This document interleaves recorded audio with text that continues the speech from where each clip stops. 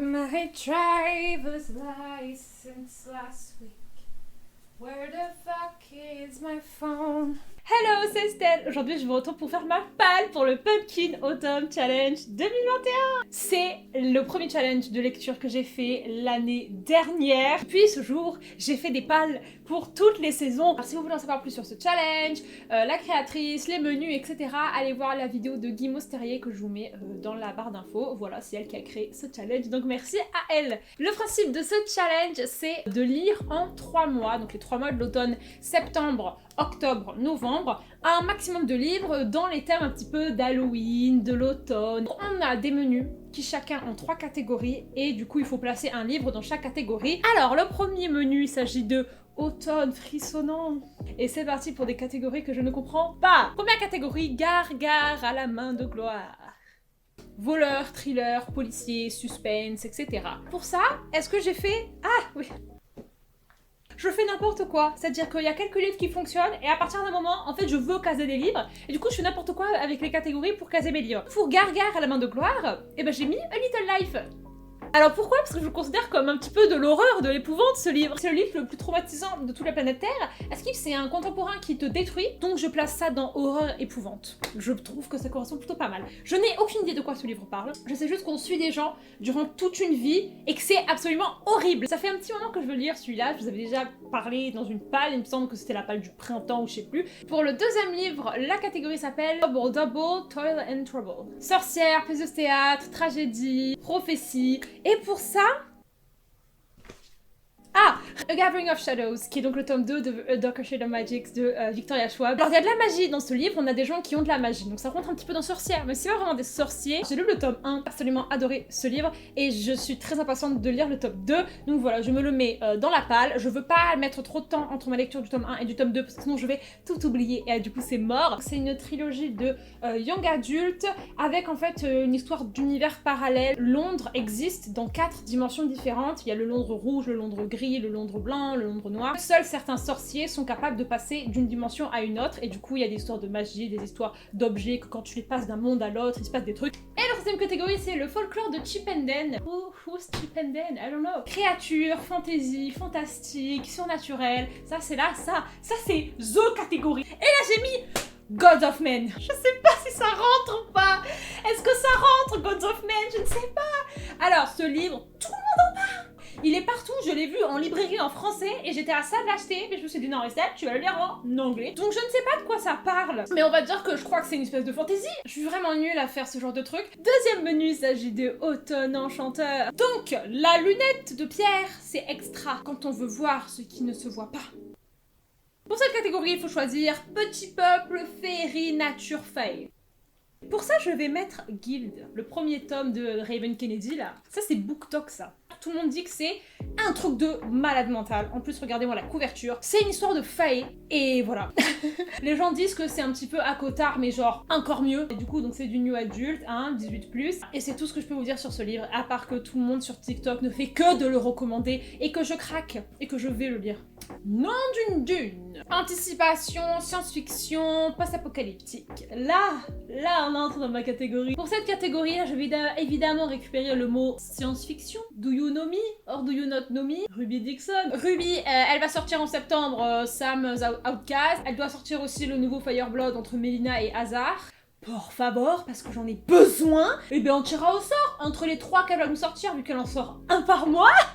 Et ben je lirai peut-être même les 3, en fait je vous mens, je vais carrément lire les 3. Si vous connaissez pas cette meuf, c'est une autrice auto-éditée qui publie des romans qui se passent un petit peu dans l'espace avec des aliens, avec des créatures, etc.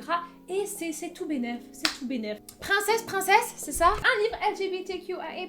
Je réalise que dans cette palle-là, à moins qu'il y ait des trucs que je sois pas au courant, et ben il y a quasiment aucun livre LGBTQIA+, à part celui-là, et je suis un peu dégoûtée. Donc du coup, Dark Rise. Non, ça va pas, non. Le 28 septembre, il sort. Pour vous planter le contexte, C.S. Pacat, c'est l'autrice de la trilogie Captive Prince, qui est ma trilogie préférée de tous les temps. Je l'épouse quand elle veut, voilà. Elle nous sort une nouvelle trilogie de fantasy qui s'appelle Dark Rise et qui est encore une fois queer à fond les ballons. On va suivre l'histoire de Will, un homme tout à fait normal, et en fait il va aller dans un musée ou un truc comme ça et il va s'intéresser aux reliques d'une ancienne civilisation. Ces reliques en fait peuvent un petit peu ramener à la vie cette ancienne civilisation. C'est un peu de la magie noire, enfin bref, il y a un Enemies to Lovers avec un monsieur magie noire là. Automne, douceur de vivre. Ah, je l'aime bien celui-là, je l'aime bien. It's just a bunch of hockeys. Halloween, automne. Clara m'a dit qu'elle n'avait aucune idée de quoi mettre dans cette catégorie. Moi non plus. Et là, j'ai mis quoi? Ah, Daughter of the Pirate King de Trisha Levener.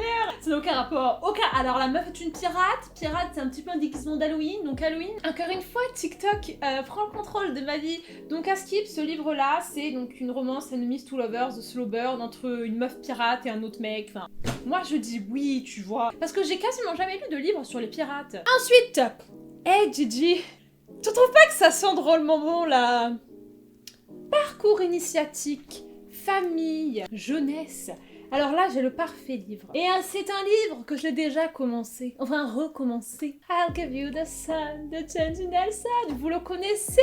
Ben oui, vous le connaissez. C'est mon livre préféré de tous les temps, tout simplement, que j'ai décidé de relire en automne parce que je sentais que c'était le moment pour moi. Et c'est un livre, du coup, qui parle de parcours initiatique, puisqu'on va suivre des adolescents alors qu'il leur arrive plein de choses dans leur vie. C'est aussi une histoire de famille, puisque donc on suit deux personnages principaux qui sont frères et sœurs jumeaux. Jeunesse, parce que c'est du young adulte, et que c'est surtout le livre jeunesse à lire pour toutes les personnes souhaitant lire un livre jeunesse. Voilà. Il suffit de se souvenir de rallumer la lumière. Feel good, santé mentale. Alors moi, feel good, je pense directement à romance en fait, parce que vraiment, moi, les romances, c'est les trucs qui me font du bien. C'est vraiment un genre que je lis quand j'ai besoin de me sentir bien. Et du coup, je vais lire The Heart Principle, le tome 3 de un petit peu la saga compagnon de romance de Helen Hoang. Dans ces livres, en fait, à chaque fois, ce sont des romances où le personnage principal est autiste. Et du coup, en fait, j'adore cette représentation-là. J'adore que ce soit une représentation en romance et j'adore les personnages. C'est du on voice à chaque fois. Vous connaissez sûrement The Kiss Quotient, qui est un livre qui a été énormément connu. J'ai un dragon et je n'hésiterai pas à faire feu. Moi, je pense à Shrek quand je vois ça. Humour animaux. Est-ce que vous sentez que je vais dire un truc qui n'a rien à voir? Chimique. C'est une attaque directe à Morgane Moncomble. Pourquoi est-ce que j'ai mis l'as de cœur pour humour, dragon, animaux? Laisse-moi t'expliquer, Morgane, avant de me juger, là. De 1, je voulais lire ton livre absolument, mais je n'avais pas la catégorie qui correspond. Donc du coup, je me suis dit, les livres de Morgane Moncomble sont souvent toujours assez drôles, à part quelques-uns. Donc du coup, je pense que l'as de cœur sera peut-être tout aussi drôle. Sauf que hier, j'ai regardé la story de Amy Reads, Amy's Reading, où elle disait qu'en fait, non, l'as de cœur était assez proche de Nos âmes tourmentées. Donc du coup, ce livre n'est pas drôle. Et ben merde. C'est une romance qui parle du poker. On va dire qu'il y a forcément une blague dans ce livre.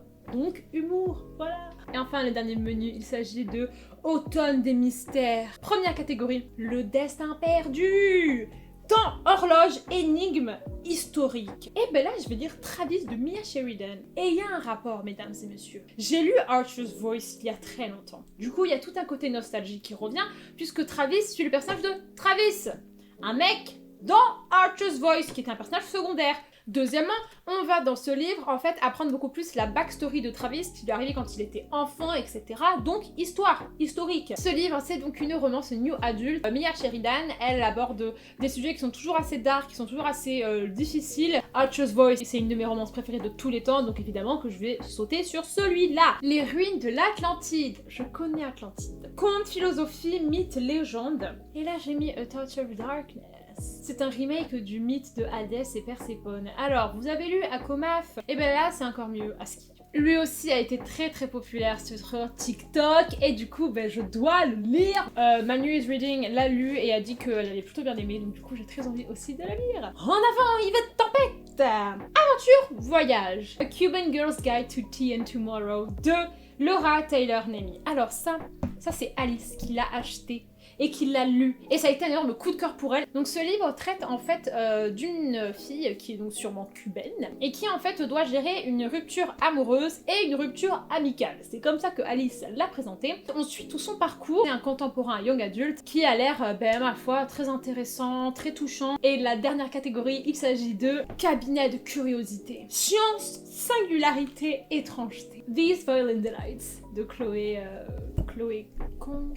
C'est un remake de Roméo et Juliette, mais qui se passe en 1920 à Hong Kong. Donc c'est assez original, donc singularité. Voilà. Ça rentre, c'est bon, ça rentre. Alors ce livre, je vous explique, il y a deux teams qui s'opposent. Il y a la team Amanda, qui adore l'autrice sur TikTok, et qui a lu ce livre, et qui l'a franchement bien aimé. Et il y a la team Alice, qui a détesté ce livre et qui l'a donné. Donc je ne sais pas où je vais me placer parce que je fais confiance à ces deux personnes. Il y a moyen que ça me plaise, vous voyez, parce que c'est un remix de Roméo et Juliette et donc du coup c'est un Enemies to Lovers dans une histoire un peu de gang. Je me suis fait plaisir sur cette palle. Il n'y a que des livres qui me donnent énormément envie.